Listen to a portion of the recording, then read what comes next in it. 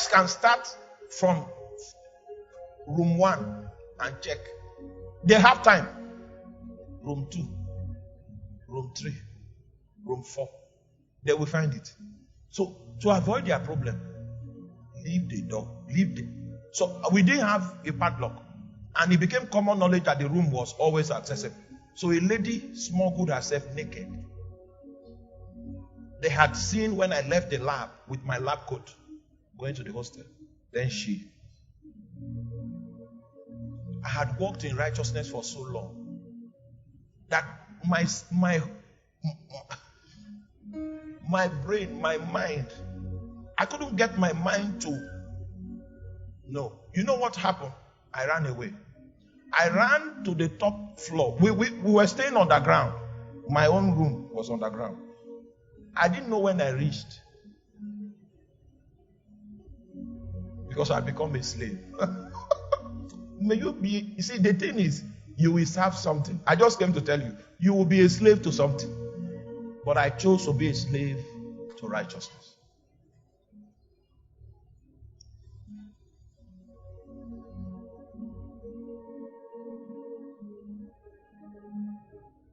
Having understood this,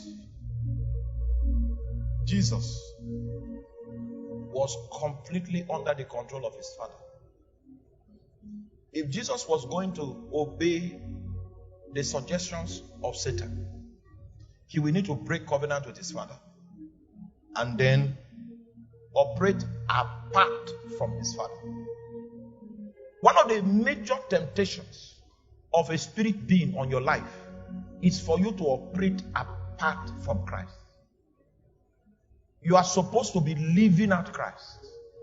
But there are suggestions that will come from Satan so that you can operate what? Apart from. Now, I don't think you understand the meaning of that, what I just said. In a war in Vietnam,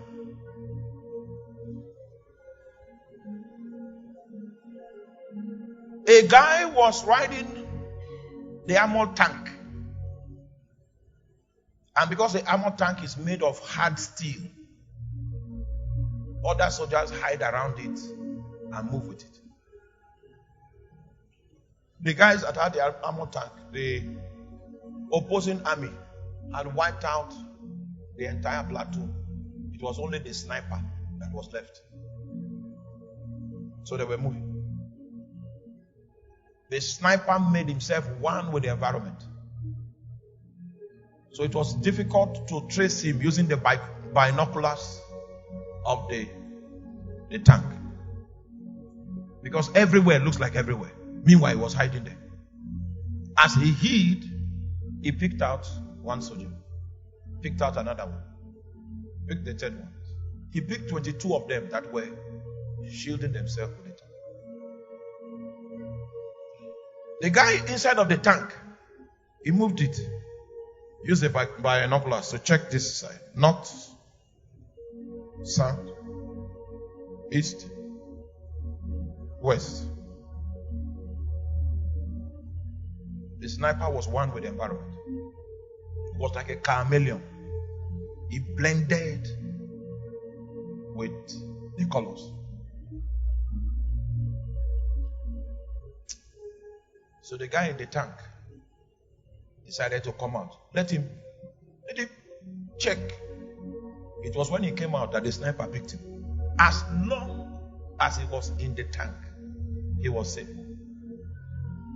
As long as you are in alignment with Christ, he covers you. But what Satan wants to do is to make you break covenant with him and then to operate apart from him. That's when the sniper can pick you. Sometimes Satan can wait for 4 years with constant pressure just to get you one step. Especially if you are a significant vessel in the hand of God. He can wait for 4 years. And what he's waiting for is for you to wander out of your protection, to wander out of your covering, to be displaced from him that gives you authority. And the moment he finds you without the authority of Christ,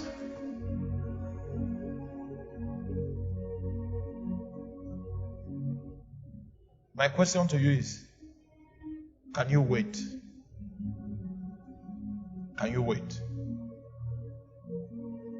I know waiting upon the Lord for you means fasting. That's one of the meanings. Waiting upon the Lord is deeper than fasting. Waiting upon the Lord will require that you quieten the noise in your soul and stay in the place of the last command that God gave you. The question is, can you wait? You know, I told you. Do you know how long I waited?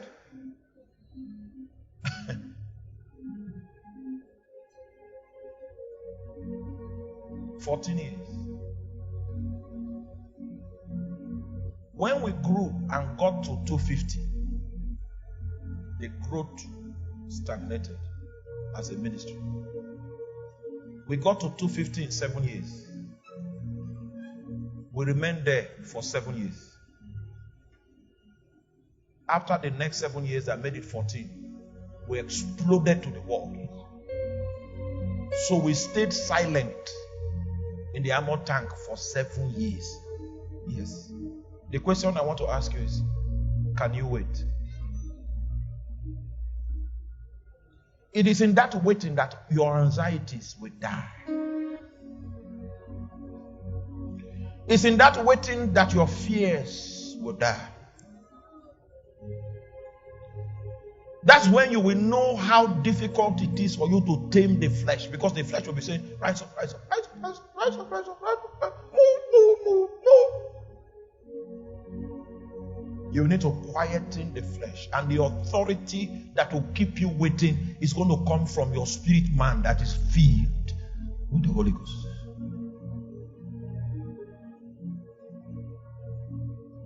There were people that came during those waiting days and gave us superlative insight as to the new formulas that is used to run ministry.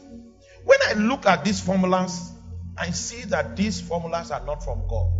If I go this way, I'll become possessed. I'll become a servant of Satan. Many ideas were given on how to raise money. We can do like this, we can do like this, we can do like this. All those ideas were satanic. It was anchored on manipulation. And you see, you grew up in Lagos. I grew up in the village. So I know witchcraft firsthand. I don't need a book to know what witchcraft is. I grew in the environment where witchcraft was practiced. In fact, witchcraft was the culture. So I know its philosophy. I know its strategy. I know when witchcraft wants to talk nice. I know when witchcraft wants to appear familiar, to appear acceptable. In many nations in the West, they have repackaged it in a friendly, user-friendly mode.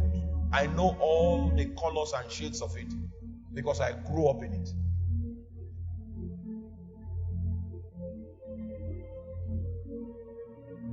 Those were suggestions that were coming from witchcraft spirits on how to make progress. Oh my. Oh my. There is a way to make money. Serious money. But the thing is that in order to follow that way, I will need to break covenant with the one that gives me authority. I will need to act apart from God. And when I weighed all the... In fact, a senior minister told me that you are going to be poor throughout your life. Because when they told me the things to do, I told them in all honesty and with great respect, I can't. Say you people. And indeed, it was as if what they said was going to happen. Because for 7 years it was like that. May you find the strength to wait. Your marriage is beginning to delay. And then ideas are coming. Your friends at school, your roommate in Uniben that just got married now comes with the technology that is reigning now. What is happening is that Satan is trying to contest with the authority of Christ in your life. And the moment you disregard him and take. See, it will work for a non-believer, but it will not work for you. Because you just insulted him. He will haunt you and ensure that it will not work. At the end of the day, Satan would have given you a mark that will never erase in your life. All he wants is just a little window. A little window for him to strike. And he will give you a mark that you will not recover from. He knows that he may not be able to have you completely. But in that window that he finds you uncovered. I've seen people that have nursed those wounds. It never heals. And I told the wise men that were speaking to me that it is unfortunate.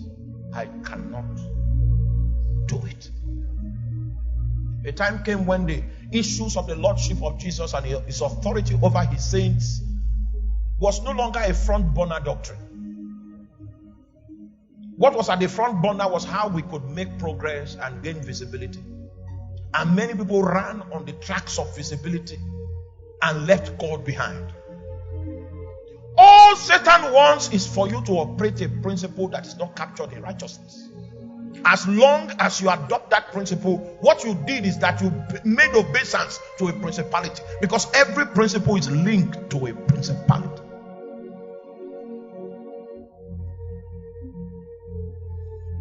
Jesus waited. I will wait. Isaiah said that we wait upon the Lord. There were options. In Isaiah chapter 8, I believe, verse 19, he said, when they shall say unto you, seek unto them that have familiar spirits, and unto wizards that peep and mutter. That was an advertisement of witchcraft. It became popular to advertise the abilities that can be found in the witchcraft world. When they shall say unto you, what they are saying is that you are living like a Jew. There's no result in your life.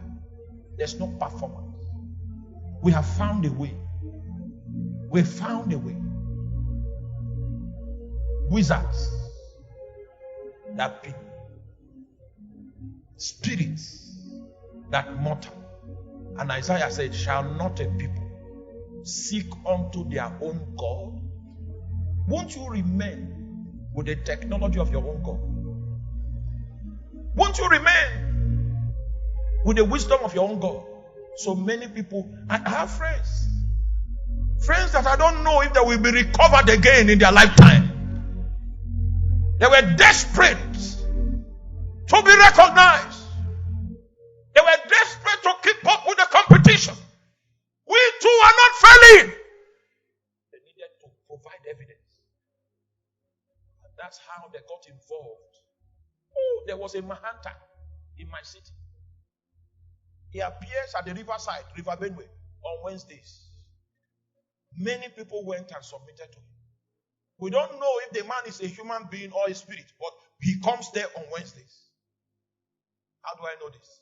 One of the people that went to take oath, a blood covenant in that shrine, they brought him mad for me to pray for his sanity to be restored.